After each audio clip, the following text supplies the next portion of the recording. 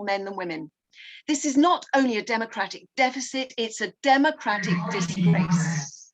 So this Sunday, I'm calling upon you, if you know a woman who would make a great representative, someone who cares about her community, someone who has views and ideas about policy at a local or national level, then ask her to stand. Let them know about 50-50 Parliament and our Sign Up to Stand programme. 50-50 is here to help all kinds of women progress in politics. We're a friendly, supportive network, working with all the political parties, providing advice and expertise. And the 50-50 team have just waved to you, but wave again, please. So if you know a woman who would make a great councillor or MP, ask her to stand and let her know about 50-50 Parliament and the support we offer. Let's build a better democracy together. All the party leaders have made videos in support of Ask Her to Stand Day, which we'll share with you by email after this event, and you can follow them on our Twitter feed. And it's great that they share our aspiration, but to paraphrase COP26, I say, let's also have action on this. So now I'm going to introduce you to our inspirational panel. I want to say a massive thanks to them all and thank them for spending this evening with us. I hope you can still hear me because I've been told that my internet's unstable, but I'm going to press on regardless. We have several questions to ask, but if you put your questions in the chat during the meeting, we'll do our best to answer them as well. So, given that this evening we're hoping to inspire more women into politics, the first question I want to ask each MP is, what do you love about being a politician? Come on, sell the job to us, because we want to know what's great about the work that you do. And I'm going to start with Labour, because Labour are leading the way with women's representation.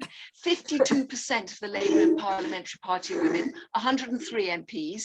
So a big welcome to Stella Creasy, who's been the Labour MP for Walthamstow since 2010 and a fantastic supporter of 50-50 from the early days. Alongside her career in politics, Stella campaigns for support and parental leave for mothers who want to get into politics.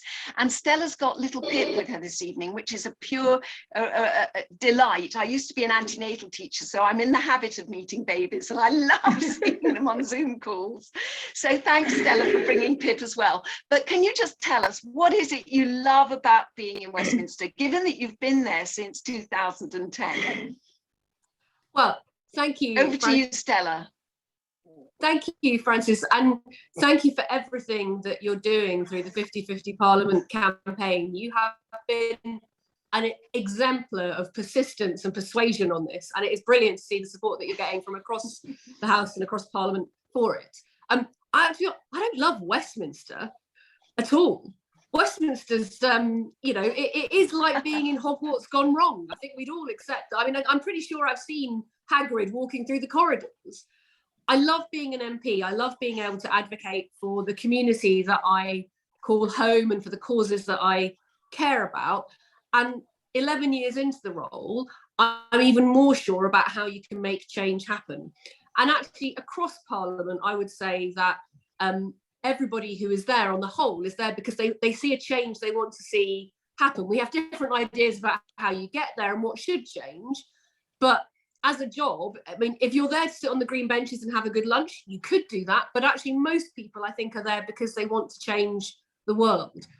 I would also say, I'm a poacher turned gamekeeper turned pheasant in all of this, because I was also a local councillor, and it felt the same in the town hall too. I never particularly loved the town hall. I didn't have babies then, but I loved the ability to work with my local community and to try and make a change at a local level too. So politics at its best is about the changes that are possible and how you get there. At its worst, it's an awful lot of meetings where people are saying the same things time and time again. But that is a choice we can all make.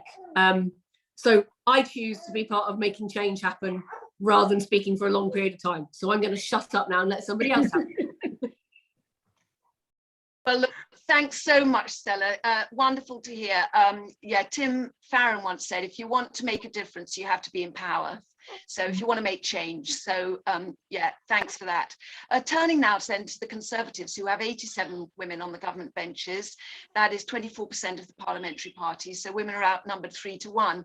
But I'm delighted to welcome Victoria Atkins, who's been, you know, an avid supporter of 50-50 for a long time now. And she is Conservative MP for Louth and Horncastle since 2015. Victoria was appointed Parliamentary Undersecretary, Secretary of State for the Home Office in 2017. She's also Minister for Afghan Resettlement. And so over to you, Victoria. Can you add really anything on what Stella has said? I mean, what do you love about being a politician? Well, Frances, thank you so much. And can I just echo Stella in thanking you for everything you do. You've been an amazing advocate, and the energy you bring, even through the laptop, is clear for everybody. I remember you and I standing on the front row of that enormous picture we had. Do you remember in Westminster Hall a couple of years ago when we were celebrating the centenary of someone getting the right Yes. And it was an amazing event. Yeah. Well, look, I may be called Victoria Atkins, but I'm also number 428, which is I'm the 428th woman to have been elected to our parliament in its entire history, which when you put it that way, there is quite a lot of catching up for us to do. And I think women in parliament is really, really important. We bring different life experiences, different perspectives into the democratic process. And, you know, we are half the population.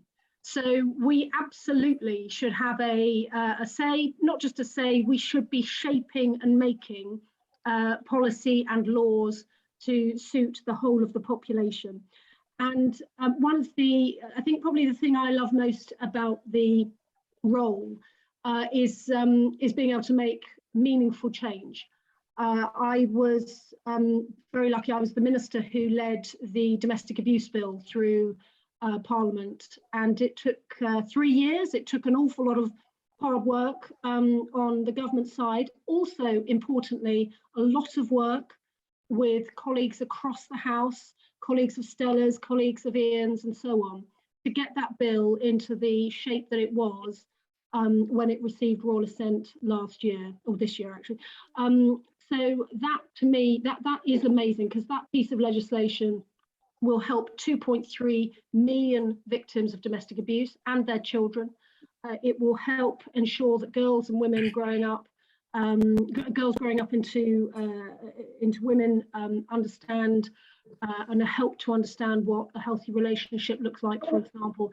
And it's being able to make those real changes, as Stella says, that is just an enormous privilege. And you know, before I was elected to Parliament, I worked in the criminal courts, mostly prosecuting criminals, but in my early days I defended as well.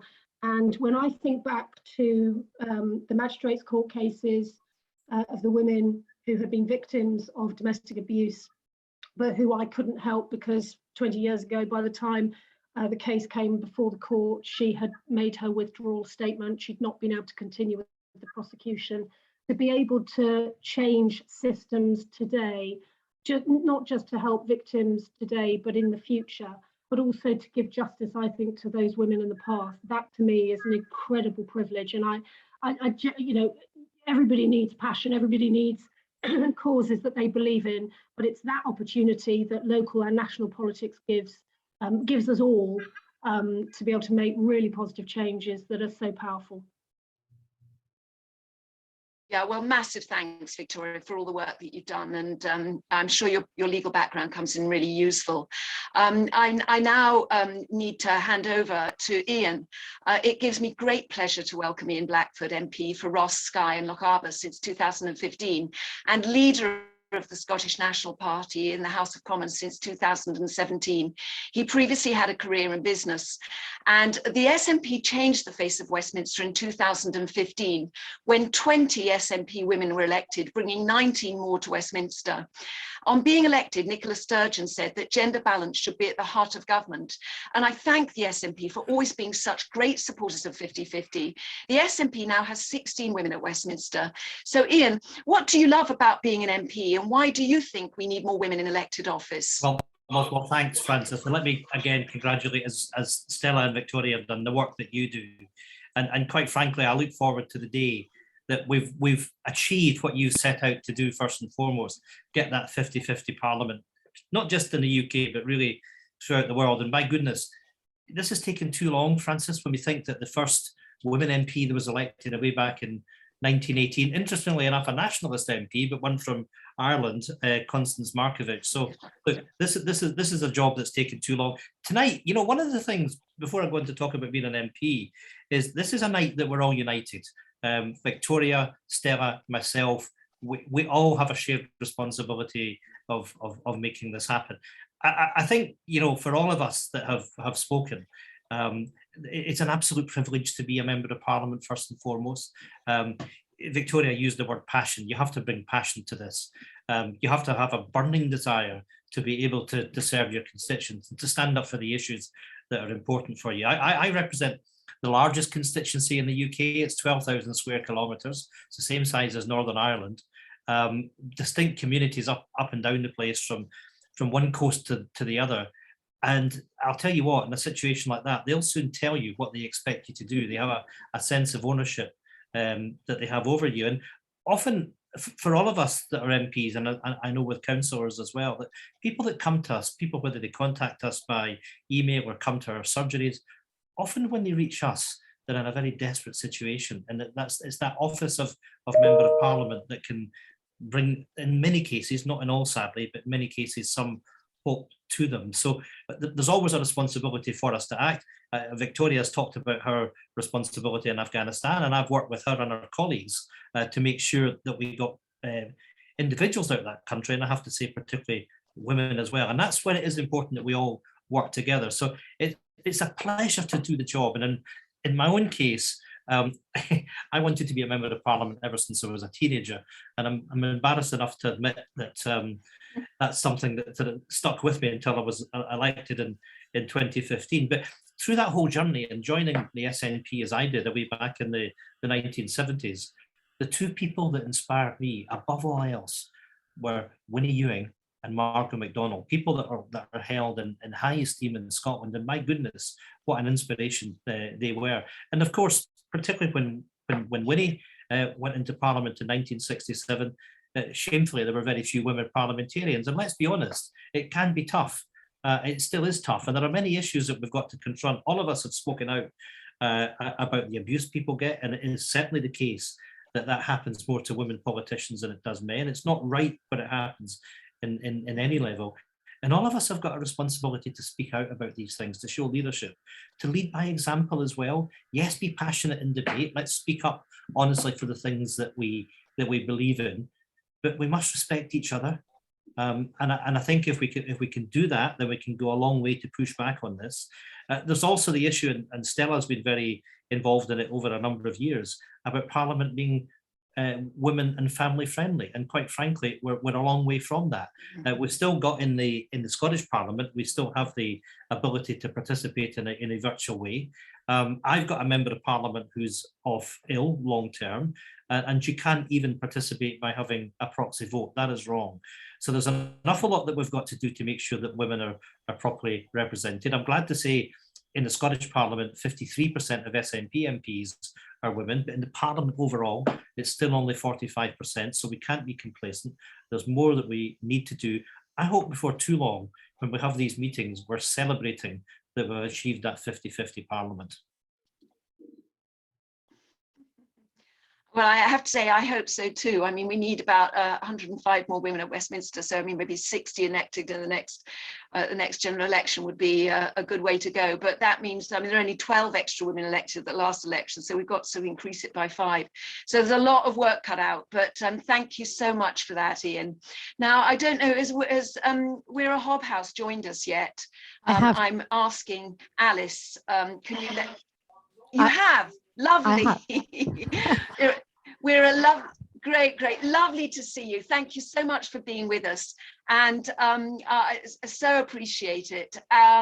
So Wera, you've been a Lib Dem MP for Bath since 2017, and we know that you're a committed environmentalist and Lib Dem spokeswoman or person for justice, women and equalities and climate emergency, and shadow leader of the House.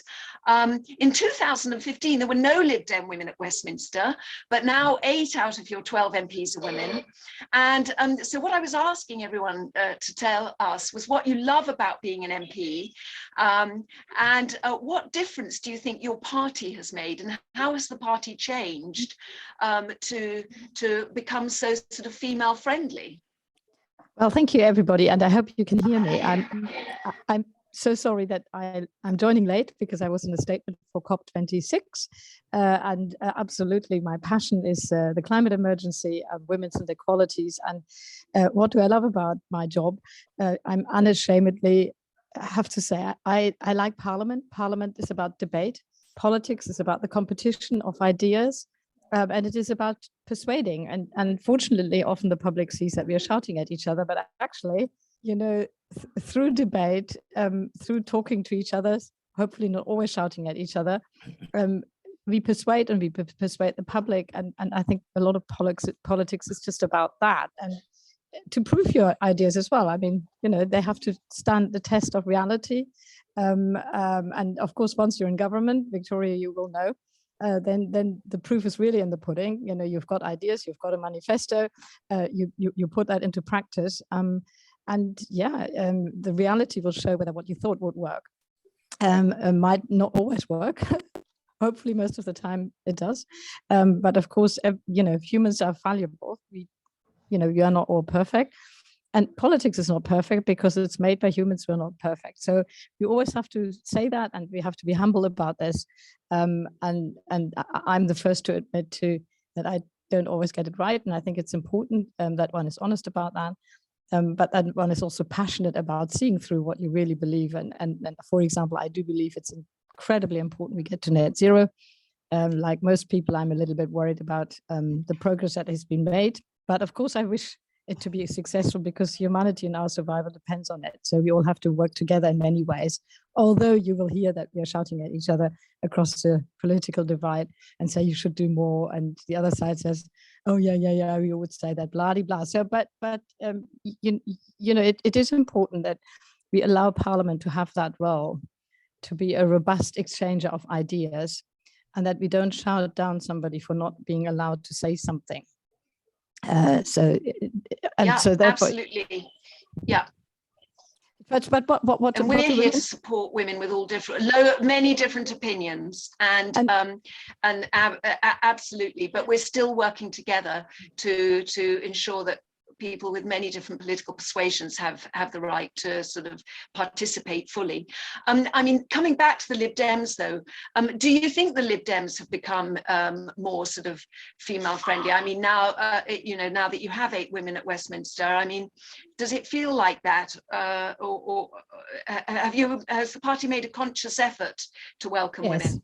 Well, obviously, we all do it, and to be more diverse is the ambition for any political party now, and it should be, because it does make such a difference. And I think it makes a difference, and that there are more women in Parliament. It doesn't mean that men wouldn't also at some point raise similar issues, but that we are driving issues of equality, and then persuade, and then more and more men come behind us. It is very important, and I do believe also the debate has changed. You know, working hours in Parliament have changed since many more women are in Parliament. We are debating issues of equality in the workplace. All of that is much more there in the foreground because there are more women in Parliament. And it's not just about women, it's also about other diversity issues. And the Lib Dems are working very, very hard to make that happen. Thank you so much. Well, so we've heard from our MPs, and now it gives me great pleasure to welcome Zainab Asunramu from ElectHer. And Zainab is an activist and writer, a former parliamentary researcher, and an advocate for human rights. It's just wonderful that 50/50 and ElectHer are working together to inspire women to stand.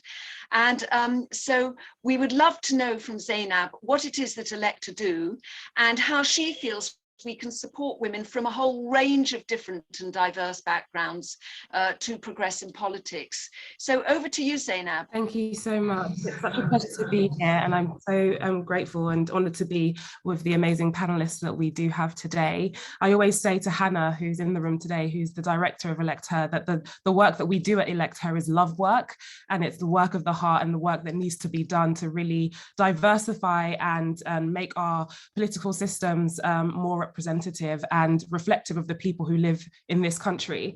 And so I'll talk about ElectHer a bit more. So we work to motivate, support and equip women to stand for elected office in all spheres of government across the UK. We want to provide women with the knowledge, the confidence and the skills that they need to progress with their political careers. And we do this in a very hands-on way. And we do it by providing demystifying workshops, personal development training programs, and creating a safe space for these kinds of conversations to hold the women who are considering putting themselves forward, because it's not easy and there's many barriers that face women as they're coming into elected office. So some of the programs that we do run are, we run programs such as the Peer Support Circles, which is a 7-week journey with peers from across the political spectrum at different levels in their political career or their journeys. So some people who are at the very start, some people who are right in the middle, maybe they've selected a party and they're really actively involved in their local party, to women who are independent, but also women who are already councillors, because it's all about everybody coming together, sharing their experiences and supporting themselves, each other to elected office. And we explore themes such as building a team, thinking about your public presence, and using power and goal setting to really progress and propel women on their political journeys. We also hold a program called Political Futures, which is a 3-part program which takes you on a journey with a community of different women from across the political spectrum again. And this one is super, super hands-on, as all of our training is. So we really guide women through the different steps of putting themselves eventually forward for elected office. So we look at them finding out their why. So what is it about politics that makes you feel like you can make the difference there, or what difference is it that you want to make? What is the thing that you're really passionate about that you want to really change as an elected official? And we look at and we outline to them the ways in which they can do it. We kind of teach them about the different ways or the different avenues into elected office and the different spheres of government, and we help them to really plan a roadmap, because we know that without a roadmap, your goal, your vision or your dream is just a dream. It doesn't go anywhere, it just stays in your head. So we really put in the steps to make sure that they're really planning out every step. Earlier in the summer, we ran some programs. Sorry. Oh. Earlier in the program, in the summer. Zainab, yeah. Zainab, that's fantastic. Thank you so much. Okay. And everyone that signs up to stand, every woman that signs up to stand with us, we point to ElectHer. We also point to all the political parties have training. Labour has Labour Women's Network, Conservative has Conservative Women's Organisation and Women to Win. The SNP have been massively supportive of women's training. And the Lib Dem has Lib Dem Campaign for Gender Balance. So it's wonderful to see all these organisations which are out there, and it's great to be working together. Stella, you wanted to ask something or add something? Did you? No? No, apologies. No. Okay, I think I hit the point with the baby because he's moving around a bit. I'm sorry. with Pip's foot, that's fine. Well, look, finally, it really is a great honour to also welcome Jackie Weaver. And Jackie, you've been wonderful staying so quiet to this point, so I really appreciate it. Jackie is Chief Officer of the Cheshire Association of Local Councils.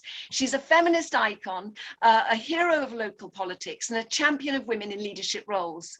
Jackie has been involved in politics at a town and parish council level for many years. She feels very strongly about improving democracy and recruiting more women to elected office.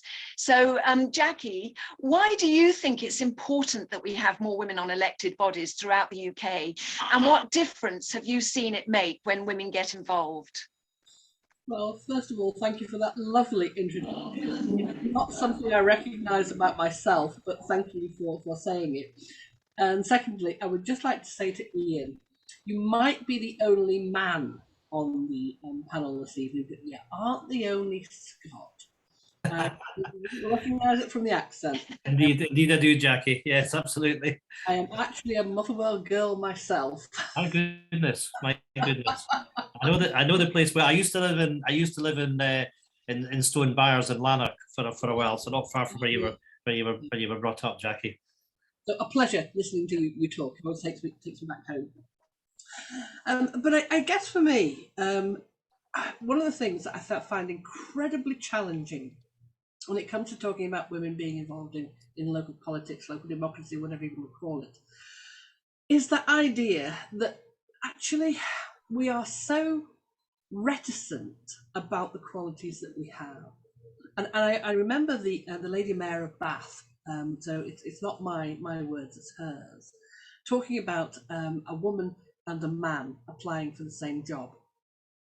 And a woman will look at the job description and see, I haven't quite ticked every single box, so no, this job is not for me.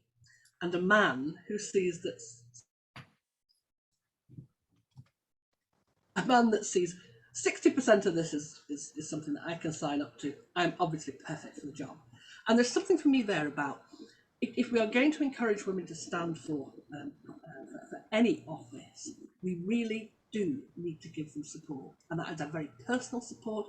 It's about saying to them, you can do it. Not women can do it, you can do it. Because they don't pick up, we don't pick up that message.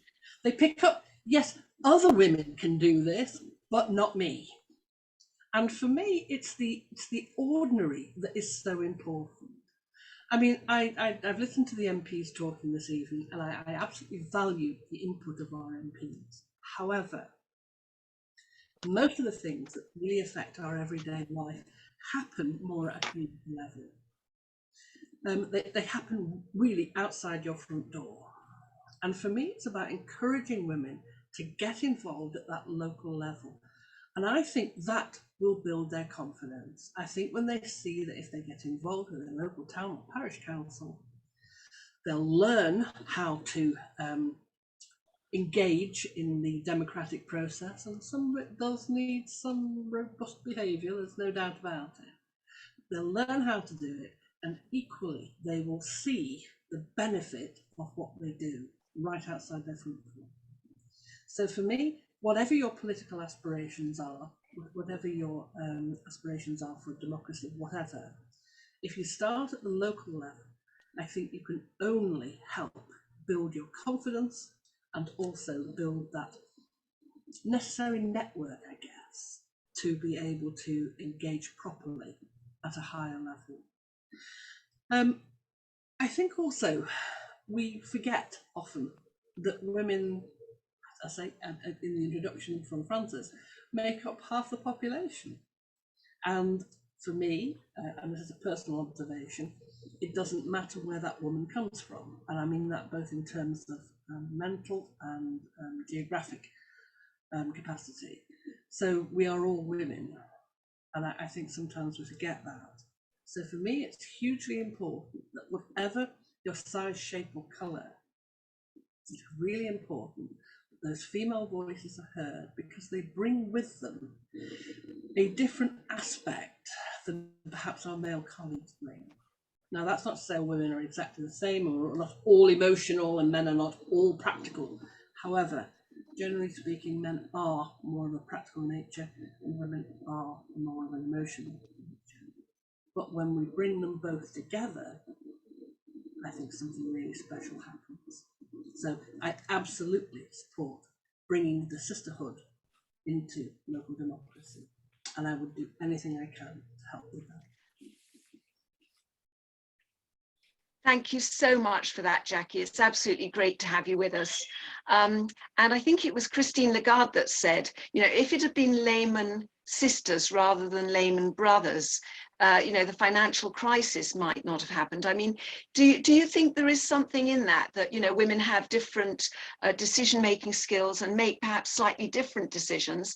And it's also been suggested that women are more collaborative sometimes. I mean, has that been your observation in politics at a local level?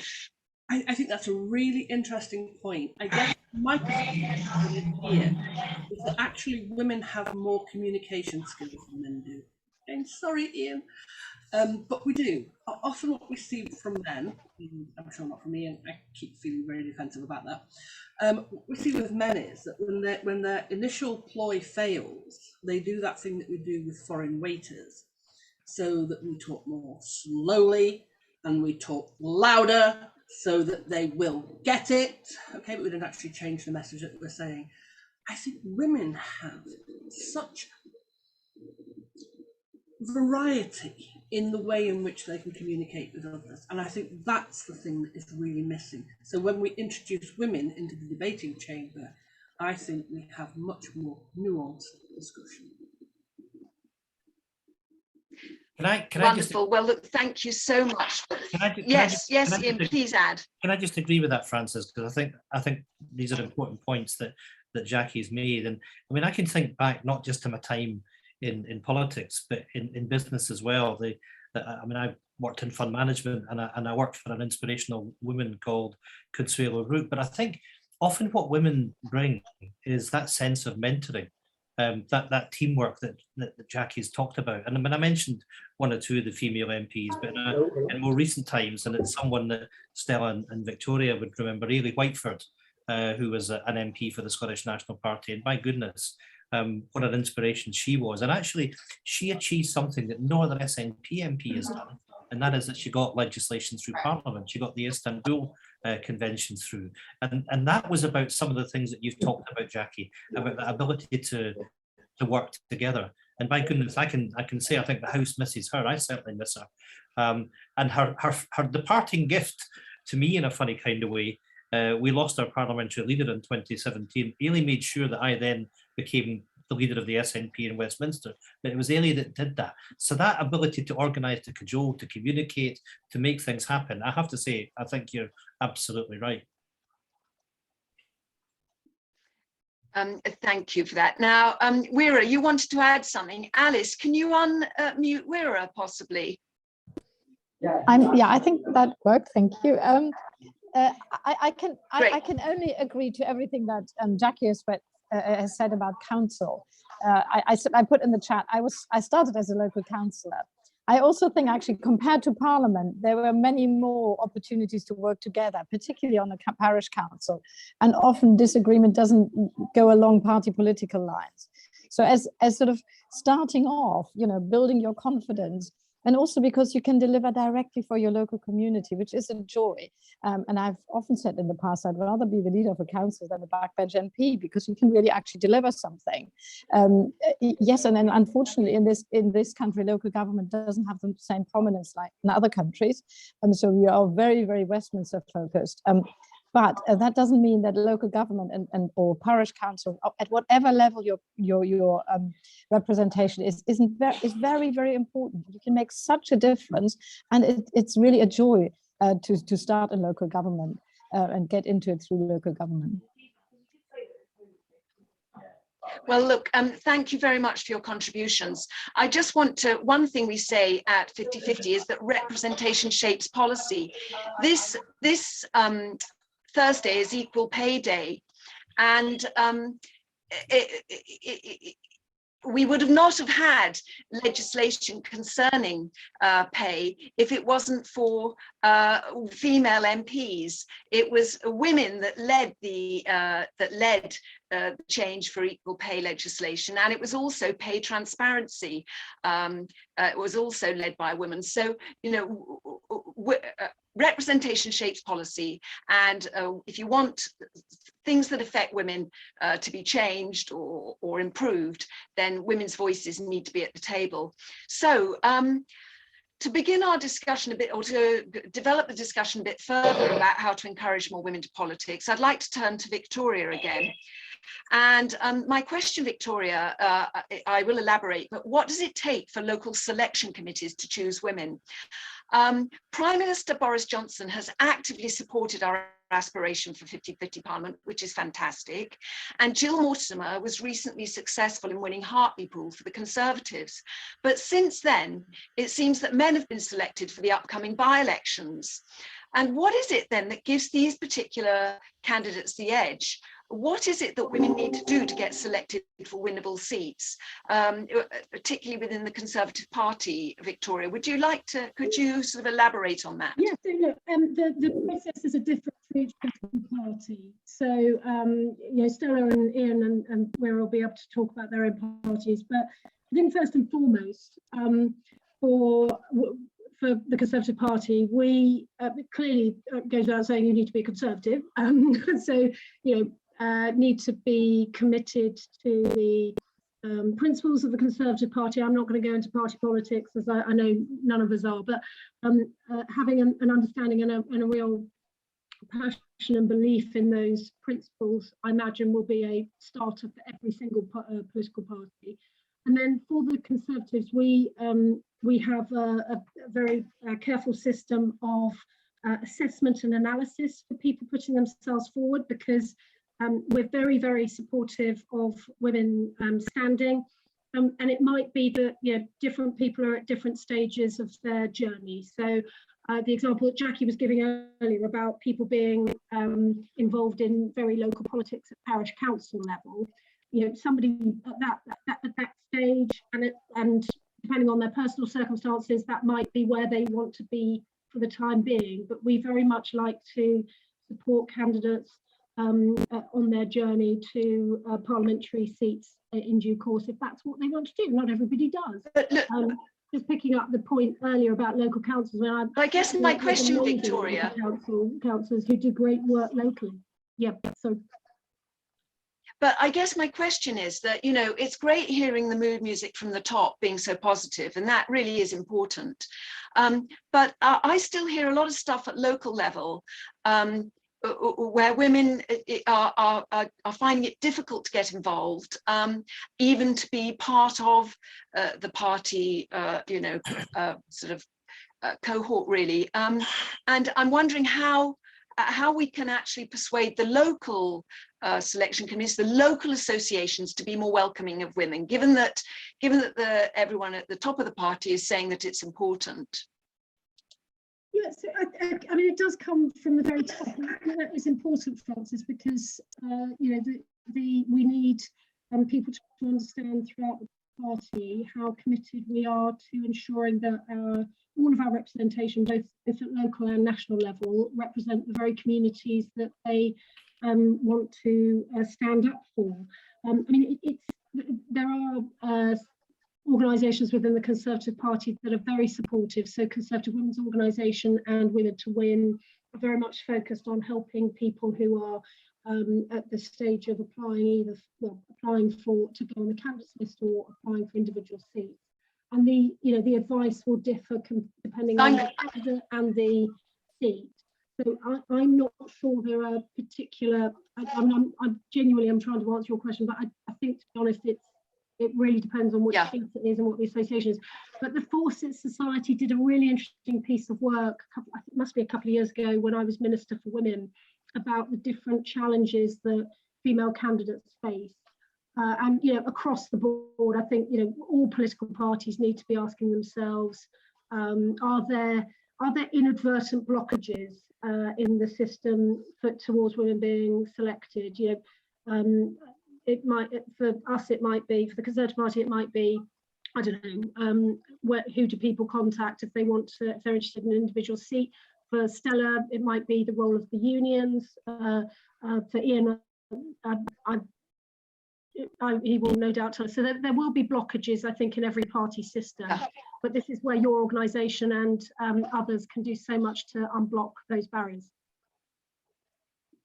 To be honest, the impression I gained is that the success, the two candidates who've succeeded for the by-elections recently are actually have good connections within their local party. And it seems to me that if you want to succeed, therefore, you really do need to build up your connections within your local party and maybe be working for your local association. And so finally, do you think Southend West will go to a woman? I mean, given that that's going to be an uncontested seat, it would be a wonderful opportunity for the Conservatives to have an extra woman in their ranks. Well, yeah, and David was very, very supportive of women. I mean, on the point about by-election candidates, yes, local knowledge of the local area can be a really important factor for the association. I think it's fair as well that the candidate, certainly in Bexley, was a local councillor. Yeah, he had a very, very strong record locally of making things happen. So I wouldn't want anyone to feel put off that because they have, perhaps don't have a record of campaigning very, very, very hard in a particular seat, that automatically means they won't be made the candidate. Nonetheless, we do want people to help campaign and help on local issues. So I think this is why I say it's really important that we take the sort of candidate by candidate and seat by seat approach that Women to Win and CWO do within the Conservative Party, and I'm sure Labour and SNP and Lib Dems do the same. Oh, absolutely. I think Labour's very much based upon working with your local Labour association. But I know, I understand that the Conservatives have a list and then you work with the local associations as well. But well, look, thank you very much for answering that. And I gather that you probably have to leave. Oh, no. Is that right? Or can you stay with us for a little bit longer? You have to vote. We've all got to go and vote. We're all going to go and vote. But hopefully we can return. It's a question of how many votes. Victoria, do you know how many votes there are going to be just now? Is it one or two? I'm afraid I don't. You get an insight here into the world, the wonderful world of Parliament. Hopefully we will return. If it's two votes, look, we're stymied, but okay. It's one vote. So Ian, you have to leave. It's one. I was going to ask you that question. So how much time will you come back and join us? Yeah, look, I can answer. I've got a couple. I'm quite close to the chamber, so I can perhaps answer that. So Ian, how have the SNP managed to? Ian, my question to you: how have the SNP managed to encourage local parties to choose women? Well, basically, the SNP works on a democratic model. We have an annual conference, and that lays down the constitution of the party. And through that, we adopted a system several years ago. We realised that we had to take action. So we've had all women shortlists. So any member of Parliament in the Scottish Parliament that was standing down at the last election, it had to be a woman candidate. So that helped turbocharge things. But it's not just if I may say so, Francis, it's not just about women, it's about other minorities as well. So in the Scottish Parliament, we have 73 members that are elected first past the post. We then have 56 list members. And to be top of our list, to be one of the list members, you had either to be a BME candidate or a disabled person, because we wanted to address those issues as part of that as well. And, I'm ashamed to say that the election this year was the first time that we had a woman of colour elected to the Scottish Parliament, Co-Cab Stewart. So we've got to get to 50-50, but we've got to make sure in a broader sense, and I know this was touched on earlier, that Parliament represents our countries in the fullest extent and our communities. So there's more work to do, but I'm pleased to say that on the basis that we realised that we couldn't sit back, we had to take action. And I will say, the last thing I'll say on this is we've got more work to do in our council representation, and we've got a major opportunity to address that, I hope, in the local elections that we'll have in Scotland next May. With that, I have to go. My understanding is that you... Okay. Sorry, on you go, yeah. I heard that you had a zipping system, so it was kind of every other seat, for that you so you were taking active measures to sort of help make it happen. Yeah, we have to, and of course, okay. we do have a gender. Last point, Francis, we do have a gender balanced cabinet that we're proud of. And if I look, I know not elected politicians, but if I look at my leadership team, which consists of myself and my deputy is a woman. So there's 7 people on that leadership team. There are 5 women and 2 men. I'm pleased that we've been able to do that. Great. Well, look, thank you very much indeed for that, Ian. It's really wonderful having you with us. Yeah. And if you were able to come back in, that would be wonderful. But I'm going to move swiftly on actually now then to Stella. Okay, thank you. Okay, thanks. Please help us on Ask Her to Stand Day. So Stella, moving on to you. We would love to know about how you juggle being an elected representative and a parent. And I know, Stella, that you've recently set up your campaign to support mothers. Most people become parents, around 80% of us. Research produced in 2017 indicated that only 60% of women at Westminster had children and 70% of men. So how can we make it easier for parents to become politicians? How do you manage that? Thanks, Francis. And I should just reassure people, I'm not being naughty and not doing my duty by going to vote. I'm actually on baby proxy leave, which means that somebody else is voting on my behalf because I'm here to vote. I am working though, and because I'm on proxy leave with the baby, I'm not allowed to speak in the chamber. So I'm not allowed a voice because I'm having a baby. So if you want a good example of how far Parliament has to go, the proxy scheme bans me from the chamber, so I can't go and vote, but I can't go and speak either. That's why you've got me for a bit longer. And I think we should acknowledge this. Look, one of the biggest barriers to getting women into politics is childcare. The Good Parliament research shows us very clearly that if you are a parent of young children, if you're a man, you stand when you get elected. And I suspect that's true at local government level as well. If you are a woman, you don't. There are very few women with young children in our parliamentary process. In the last 10 years, just 23 women have given birth in Parliament, but then we've only had 556 women elected at all. Childcare and having children is one of the barriers to people's participation because Parliament does not work with having a family. When Parliament won't even give me maternity cover and follow the laws that we expect employers to run, you can see the challenge that we have. And in fact, in local government, they're making more progress on maternity cover policies than we are in national government. I'm not somebody who likes to sit on the sidelines and whinge. So we've teamed up with Pregnant Then Screwed to launch a campaign to learn from America. And in America, the Vote Mama campaign has led to changes in the law to allow campaign contributions to pay for childcare, to allow people to go out and campaign and get selected. I suspect many people listening tonight are thinking about, well, goodness, if I stood for selection in any political party, it can be a long process, it can be an expensive process, and if I've got children, who's going to look after them whilst I put myself forward? In America, the Vote Mama organisation has changed the law to allow campaign contributions. Now, actually, in this country, it's not illegal to spend campaign contributions on childcare, but I sadly think many people would think it was frivolous. And yet it's utterly key to allowing people to have the time to be able to stand for selection and go and meet members. In every political party, there is a process whereby you get approved by the party to be a candidate, but then it'll be local party members who have to choose you. And that can be a very time-consuming process. So childcare is a part of being able to do that if you are somebody with young children, or indeed if you're somebody who might be thinking about standing for selection and wondering what would happen to your child if you had somebody like Pip here who's 12 weeks old.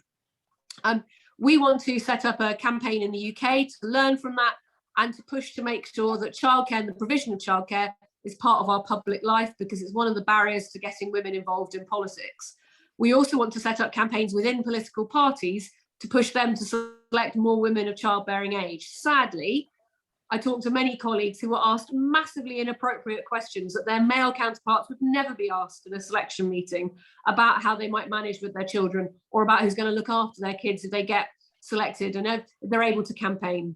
You were talking there with Victoria about one of the things that a lot of political parties do is they say, well, have you had enough campaigning experience within the party? Obviously, campaigning doesn't massively coordinate with having young children, especially some of the time, some of the expectations that are made of it. And one of the things that I'm on a mission to do is to turn to the other end of the telescope. We spend a lot of time looking at women and asking whether they can fit our criteria to stand for election, rather than asking ourselves whether our criteria is cutting out fantastic candidates, in particular women with children, and particularly women from diverse backgrounds, because our expectations are shaped by a certain idea of what a candidate should look like and the amount of time they should spend doing things. And I think that's the same at the local as well as the national level. So the Vote Mama project that will advocate for policies that put family friendly firmly at the front. And we're not just talking about the idea of family friendly, we're talking about concrete issues like universal childcare and paid parental leave and reforming universal credit to support people to be able to be active in their communities. And secondly, it will work directly within political parties. And I'm issuing an open challenge. I'm going to lead the work in the Labour Party. And if there's anybody here who considers themselves to be a Labour Party person, please do get in touch via the sign-up sheet on the Vote Mama UK site. But also we're issuing a challenge to other political parties to set up similar programmes too. Because we only get a chance once every 4 or 5 years to get a change of leadership, to get people in, to get new and fresh thinking in. And there are thousands of brilliant women around the country. And Margaret, you're absolutely right about care work and unpaid carers too.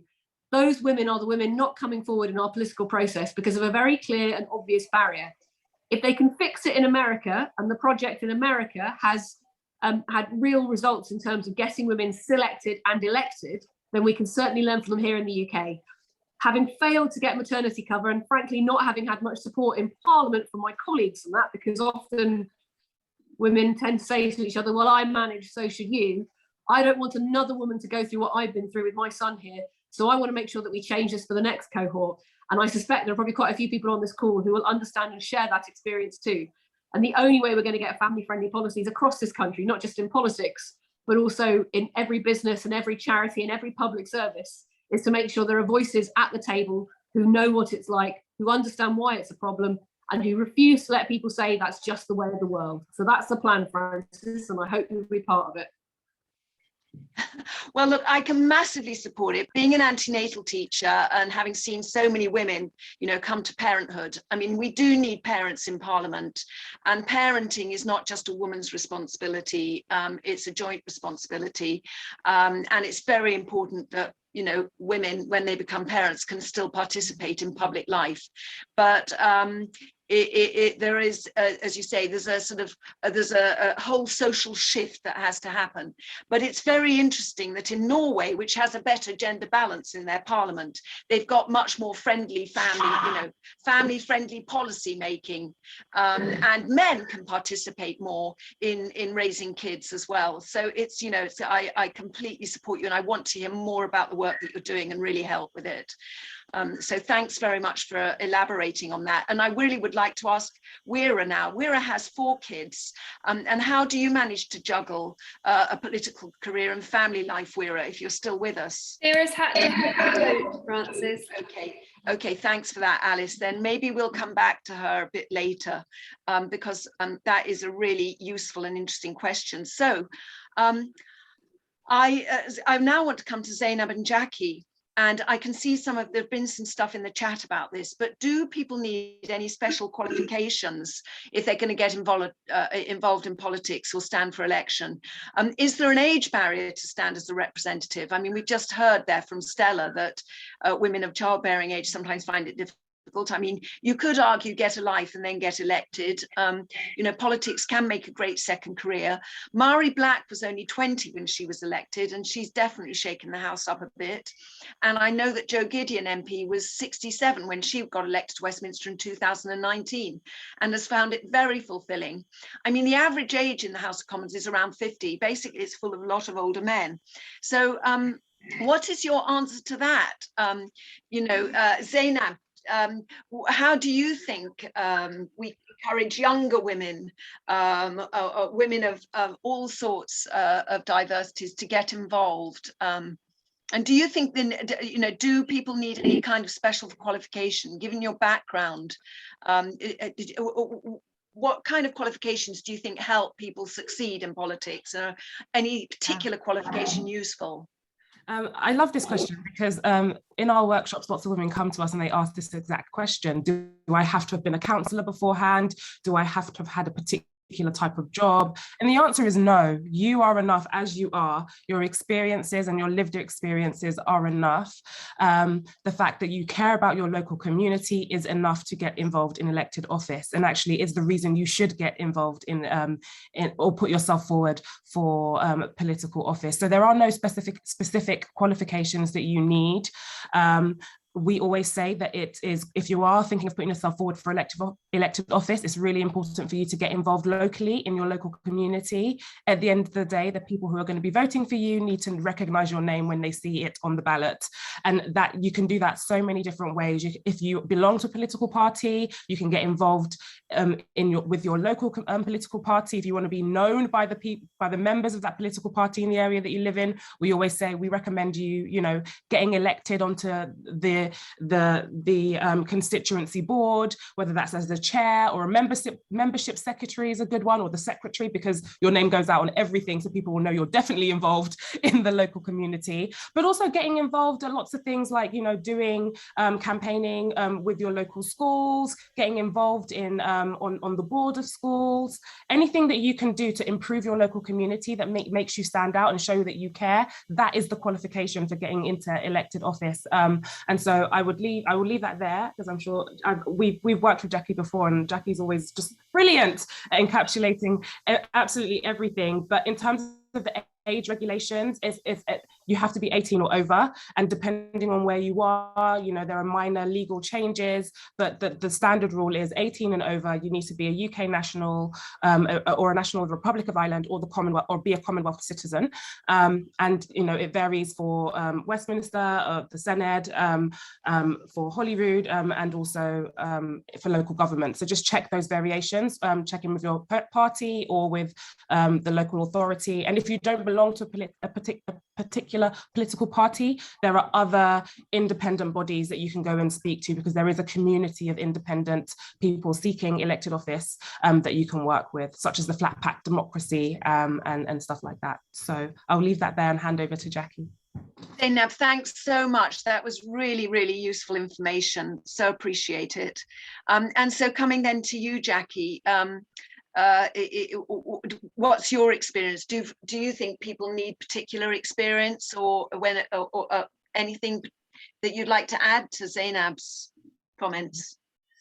Thank you. I mean, I would say is that one of the advantages of working with local councils, and by that I mean town and parish councils, is I think they give people, men or women, an opportunity to get involved at a local level. And as I said before, at a point at which you can actually literally see the link between what you do and what the outcome is. And I think at the national level, that's kind of lost. So it's an opportunity to build that confidence. If you want to know what the rules are, well, I'm sure we've all seen the video. What you need to do is look at the standing orders, and you need to read them and understand them. But having done that, you've pretty much covered everything you need to know about a local council. Have a look at the National Association of Local Councils website, that's nalt.gov.uk. Look at their Make a Change campaign, where they really talk about how, you know, if you are interested in local government, get involved there. But I guess I'd like to kind of just bring it back to a very personal level. Now, I had the pleasure of being involved with an organisation, a very small, but punching above its weight organisation in Guernsey called Women in Public Life. And they were very committed, they are very committed to raising the profile of women in public life. There's a clue in the name. But one of the things that really struck me during a conversation with the team was that there was a group of us, I guess we call ourselves strong women. I like the sound of strong women. And we were all talking about what's going to happen over the next couple of days. And there was one of us that we had, I certainly had assumed was another of us strong women, who said, actually, I'm really anxious about this. And it stopped me in my tracks, because suddenly I realized that actually things that I feel comfortable about doing, and I've just taken for granted as, you know, being, you know, everybody's comfortable with that, actually a lot of women are not comfortable with doing. And we talk about getting involved, and we've spoken this evening about, you know, how there's so much support and help, etc. out there. That's true. But I think we sometimes forget that sometimes the individual is very unsure of themselves, very unsure of how to make their voice heard. And I think it's beholden on all of us to build that confidence in our sisters. And it doesn't matter what your competence is around this. I think it's about really being able to say to another woman, actually, you are brilliant. Mhm. I love to listen to what you've got to say, what your message is really important, and I want to hear your voice. And it's about giving that individual support to another woman that I think is hugely important, because they don't all feel as strong as we are. No, Jackie, I so hear you with that. And that's why with 50/50, as things have developed, we've now got a kind of buddy system. Every woman that signs up with us has a buddy. So it's a bit like, if you're going to take the plunge into politics, then you need to have a friend. A bit like if you're going scuba diving, you have a buddy. So you've got your political buddy, and then added to which we run weekly bite-sized meetings, Zoom meetings, where small groups, these are party specific. So on Tuesday, we've got Labour at 1 o'clock and 8 o'clock. On Wednesday, we've got Lib Dem at 8 o'clock. And then on Thursday, we have Conservatives at 1 and 8. And we're hoping to develop thumbs for the other parties, but where groups of women can get together, they all meet each other over Zoom, can practice speaking, and as you say, support each other through this process, because sometimes it can feel very, very daunting. So we offer this service for women out there. Please sign up to Stand so that we can support you ongoing on your political journey. And for women from diverse backgrounds, we offer bespoke support. We have connect and reflect sessions once a month for women from BAME backgrounds, and we're offering special support for women from disabled backgrounds. We have a sort of disability mentor. So absolutely, I hear you. Coming to the age point, Jackie, do you think politics is something for older women or younger women? There was something in the chat just now that I saw that, it seems to be that it's just about encouraging young women to get involved. Do you have a question? Do you have an answer to that? My statement would be clearly not. But unfortunately, I think it's back to the, going to the childcare argument and all that kind of thing. It's about whether or not you have the time, because no matter how you wrap it up, this is a commitment, and it's a time commitment. It's not just a personal commitment, it's a time commitment. And often women are the ones who have caring responsibility at either end of life. And often that is the challenge for us. But certainly, one of the things I've been trying to do since I've been in the public eye is talk to schools, colleges, universities, anyone who will listen to me, really, about encouraging very young people to get involved. I mean, at my age, young is 50. So we're probably not talking about that kind of young. So I'm really trying to encourage people who are of 18 and upwards, to look at it, even if you look at it kind of like pragmatically and say, oh, for goodness sake, it's going to look good on your CV. Why wouldn't you do it? Yeah. I think it's the kind of thing that once you're bitten by it, I think that bite will stay with you. So absolutely, I'm keen to encourage young people to get involved. I'm young, 18, not 50.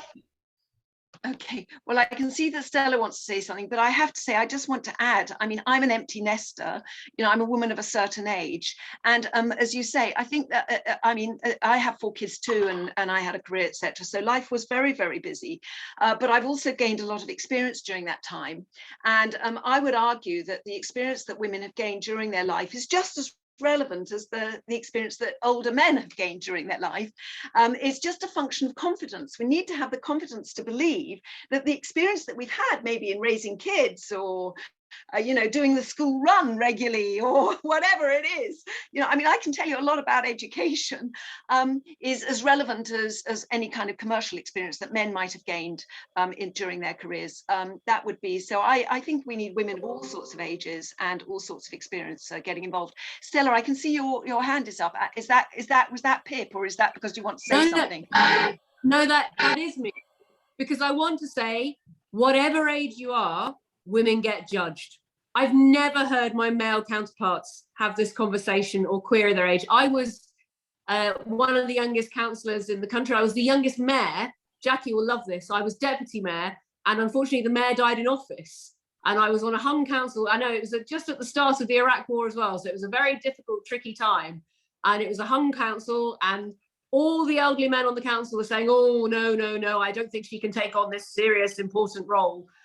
And I chaired the first meeting, and our meetings went from 3 hours to under 1 hour. Doesn't matter how old you are, if your meetings are under 1 hour and everyone gets to the pub, they really, really like you. But the point is, women of all ages will get judged. The point, we will only change that if we all stand together and go, excuse me, when you, as a mediocre man, are half as good as all these brilliant women who are questioning themselves, then, and you make way so that we can get all these brilliant women in, then we'll have the conversation about age. Please don't worry about age. Please don't worry about experience. As Zainab said, you are enough. Our politics is about that diversity of ideas. As long as you've got an idea, you're welcome in our politics. And we should never let any suggestion that somehow our age or our qualifications or our confidence. I once went into a Labour Party meeting where people were telling me how wonderful it was that they were doing training to encourage women to come forward to take on leadership positions. And I said, that's fantastic. And what are we doing to deal with the unconscious bias about those people who may not be appointing those women? Remember, it's not you, it is them. Right. Stella, thank you so much for that. I don't know, Ian, do you want to add anything to this? Because I do feel that you should have a voice. I've just come back, so I didn't really get the gist of what was being said, but if you could maybe summarise it for me, then I'll... Well, no, we were really just talking about what kind of qualifications you need, or do you need to be any particular age, or, you know, what would your answer be to that? No, none of the above. So, I mean, if I think about our intake in 2015, we had the youngest parliamentarian of that time, Mary Black, youngest parliamentarian, had been elected for, I think, a couple of 100 years. She was just 21 at the time. But by goodness, she's more than capable of making a contribution. I mean, of course, people are shaped by their experiences, and people can be helped by having experience in local government. But there, I mean, you know, bluntly, there should be no barriers. It's about the contribution that people can make, and they can make that in a variety of different ways. And that ability to do that. And of course, people need to be helped. People need to be encouraged. They need to be mentored, and all the rest of it. They need to be given support in all sorts of ways. But it comes back to the point of having that plurality of those that are elected, whether it's at the local council level or whether it's in Westminster, Scottish Parliament, or wherever else. Let's make this Parliament inclusive, and we shouldn't be saying to people, look, you're not old enough, you're too old, or whatever it might be. Those that can make a contribution should be encouraged. There should be no barriers to that based on these issues. Obviously, the key thing out of all of this that we all know is we've got to have that 50-50 Parliament. That's the first priority. Well, look, thanks. I want to just come to Zainab, because someone did have a particular question, and it's still focusing on this youth issue, actually. Zainab, if you're still with us. Jump off, Frances. Oh, rats. Okay, thanks. I wanted to ask her about youth because she is one of the youngest members of the panel, but still, to Jackie, at the last general election, many MPs stood down. So there's a question from Jane Wild. Do we have a retention issue as well as a pipeline problem? What do you think? I don't know. I just simply don't know the answer to that. My experience tells me that actually when people are councillors at grassroots level, with town and parish councils, they stay. And that actually they are more likely to then go on and become what we call dual-hatted members, so that they remain with their parish council, but they are then selected by their principal authority, district or county council. So I'm not feeling it at town and parish council level. Okay, that's interesting to hear. Stella, did you want to add something to that? No. And Stella, there was a question. Well, I was just going to say, yes, I do think there is a retention issue. I have to be honest with you, Frances, I wouldn't want any new mum to be through what I've had to negotiate twice as a pregnant woman and failed to get maternity cover, and it is a humiliating, frustrating experience. This little chap, he's going to be 12 weeks old tomorrow, and he's had to sit through too many meetings with me because I've had to work. I had to do casework from my hospital bed when I'd just given birth. I can understand why other colleagues have felt that it's impossible to combine being an MP with family life. That's why I'm determined to get more mums around the table to change that, because that isn't about just can we get those people selected and elected. It's about what happens when you get here. And sadly, as I say, Parliament is not a family-friendly environment. I don't say that to put people off. I say that to fire people up, that it really ought to be. But Stella, I heard that it was possible to gain some or claim expenses, that there had been a recent change, that it was possible to claim expenses for maternity cover. Can you elaborate or put me right on that? That the IPSA, that there was some new stuff from IPSA.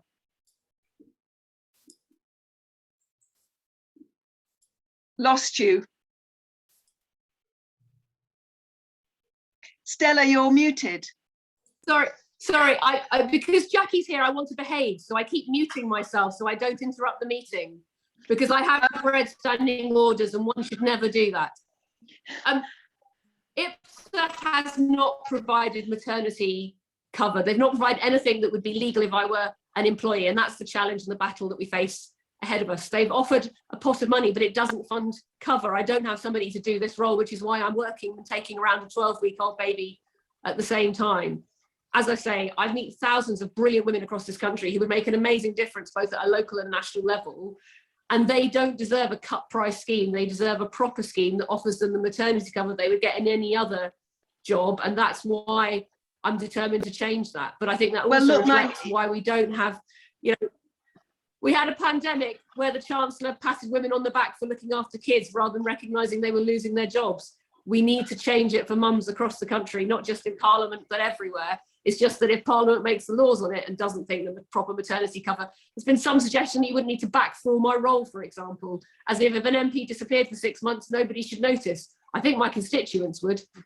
Well, look, there's another question, but here to all that, Stella, and yeah, I think I probably need to get some more clarification, but I thought things had moved very slightly, but not enough.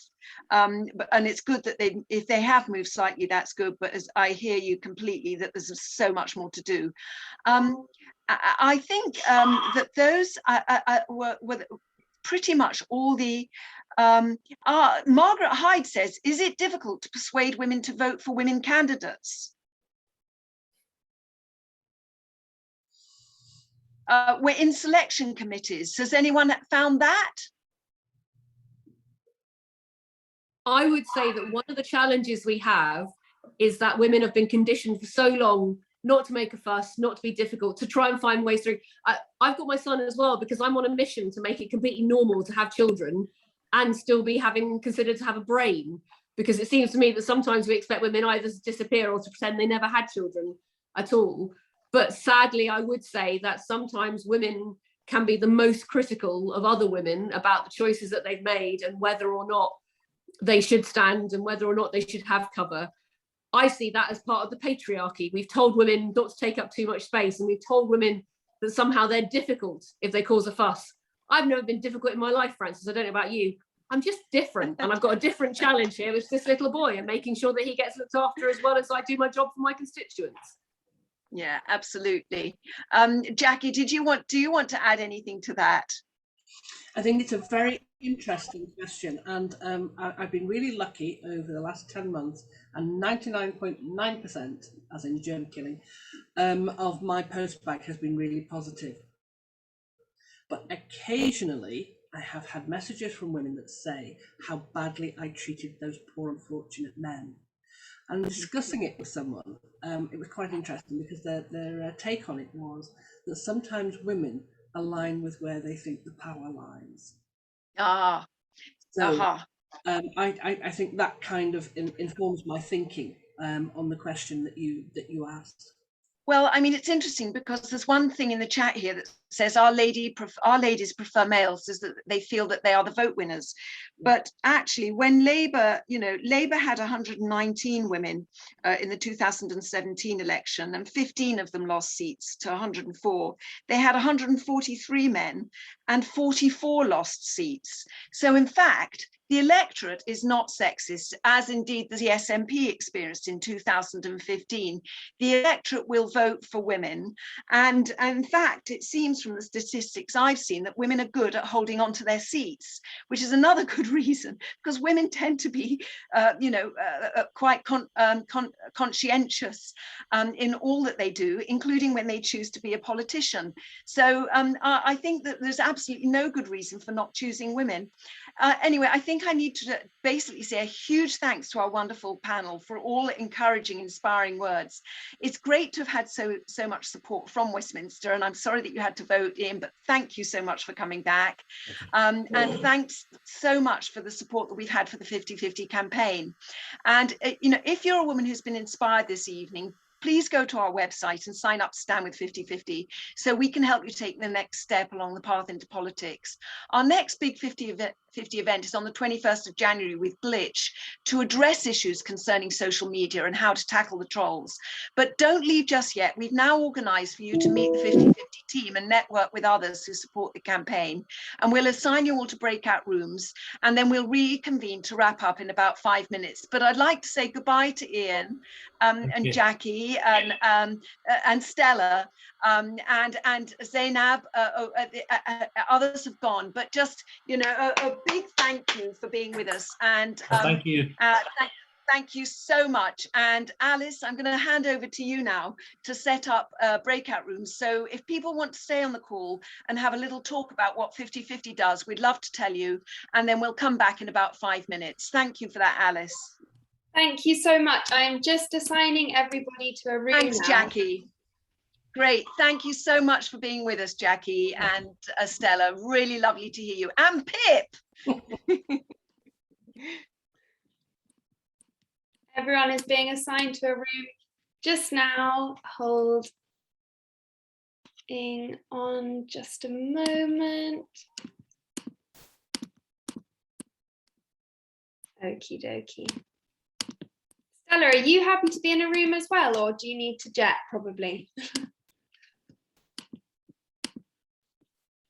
Stella's off. I'm opening the rooms now.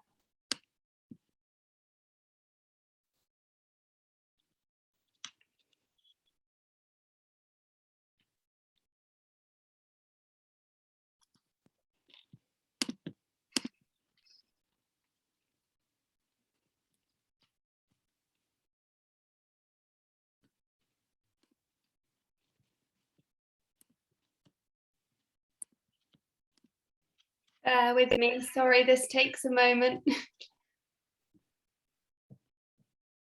Okay, who do we still have? And I'm hoping we might be able to use this space, our main Zoom, as another breakout room as well. Samara, are you happy to chair that for us? Okay, fantastic. So I've got something on the screen here, so I'm not going to touch it. So how many have we got in this room? We've got 27 in here. And how many are in all the other rooms? Around, let me have a look. 21, 11, 10, 10, 7. Perfect. Well, look, let's hand over to you, Samara, then. You can lead this room. Samara is one of our wonderful bite-size facilitators. Samara's a Labour councillor. So just, would you mind telling everyone a little bit about what 50-50 does and what you do at the bite-size meetings? Yeah, I'd absolutely love to. Thank you so much.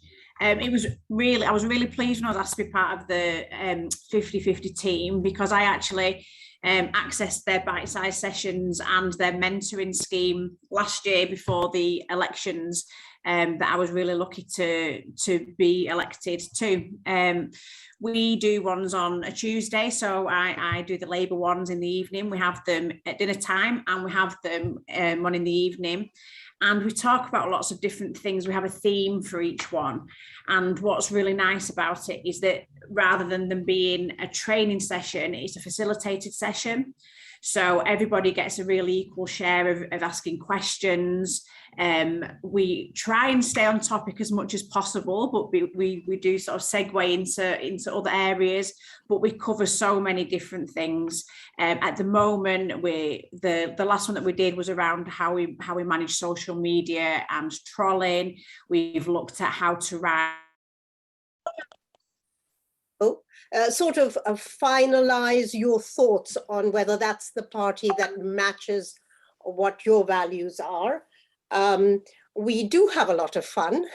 We talk about a lot of things that are bothering us, things that that concern us, and also the structure of, whether it's structure of association, structure of how you take the pathway to public life. Can you hear me? Yep, we can hear you. Are you all able to unmute in here and have a chat? Is that working? Okay. Yeah, it's working. Yep. Hi. Great. I'm so glad. We'll leave you for about 3 more minutes, if that's okay. Awesome. Thanks, Francis. Yeah, I think I put some question in. Hi. Caroline and Justin. Caroline, do you want to say something? Hello, Caroline. Hello. I've come along because I would like to donate. Currently, I'm too busy to run myself, but I would very happily donate to the cause to help all these wonderful women that you're talking to today to run. It would be wonderful if we have more women in seats. So just yes and no. Yes, it's hugely valuable to keep your network, build on your skills, keep learning, keep talking, and you know, embrace the opportunities that are there. Having said that, the nice thing about not running at the moment is that you can take it slowly. You can hear about an opportunity at one point and then take it up 6 months later, a year later, 3 years later, 4.5 years later, but not quite, because that's when you're going to run. But you know, it's a lovely way to stay involved. And you know, the other thing is most political journeys are long. You know, it can take people decades to actually get elected to something. I'm not saying that's going to happen to you, but what I'm saying is, you know, there's no harm in getting involved now to learn for 5 years down the line. And the other thing I'll say is, you preface this by saying, I don't know if this is a good question. Every question is a good question and 50-50. Totally valuable question. Yeah, no, that's grand. Thank you. Yeah, I'd also just add it's great experience to just help others as well. So in your like community, it's so even just getting involved with that if you yourself aren't wanting to stand currently. Yeah. Yeah, can I say, I mean, I was a councillor in my 20s. I was deputy mayor when I was 30, and I stopped in 1990. But if you don't feel you've got enough time because of your children, one of the aspects of, I mean, I was a councillor in London, so a lot of us had jobs to do during the day, and so I spent a lot of time, you know, most 4 nights a week doing council stuff. But if you're around a better candidate with whatever you're doing, because even if you're already a councillor, your next stage is MP, it never hurts to refine. We're not all of the same political affiliation, but we see who we want to sort of follow on there as well. And I've made some really good contacts who I've met through 50/50 and through the Twitter. Has anyone else got any more questions? I think perhaps we ought to draw a close and ask Alice to bring us all back together. Everyone's just coming back. I've given them their warning. Okay, lovely. I hope we managed to have a good discussion. Well, we had a brief discussion. I hope it was useful. That's everyone jumping back onto the call now, Francis. Okay. I can see we still only got 32 with us, so lots of people left after the breakouts. The rooms are closing. They have 60 seconds, so they're obviously mid question, and I've interrupted. Okay.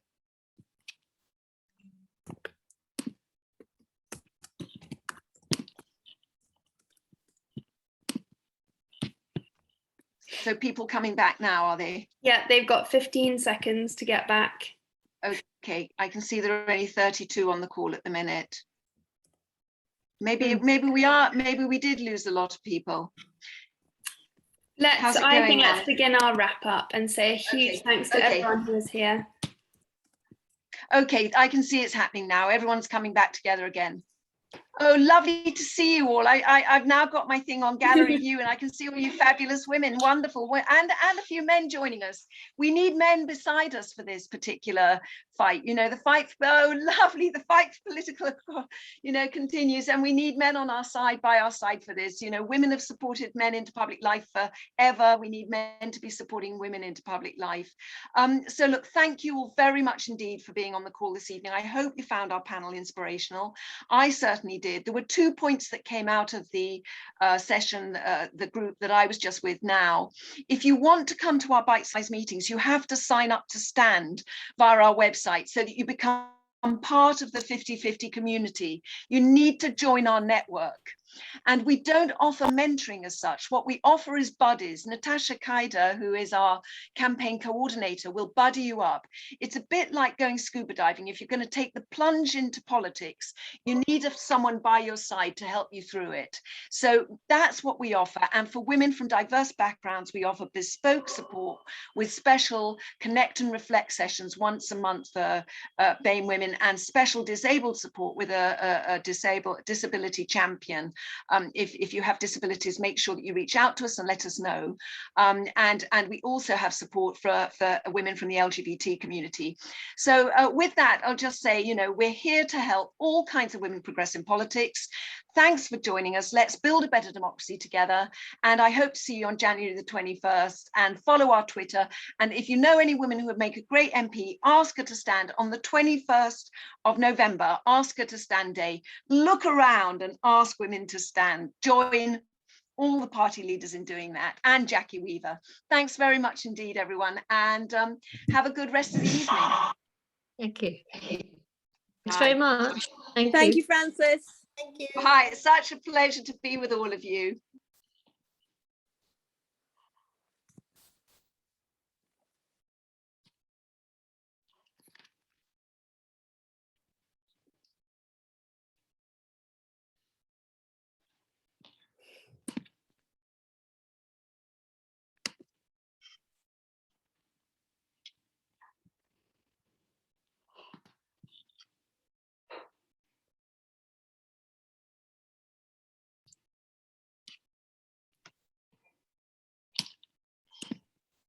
So, dear Alice, are you going to be able to save all this chat and everything? Yes, I am. And I'm going to stop the recording now, Frances.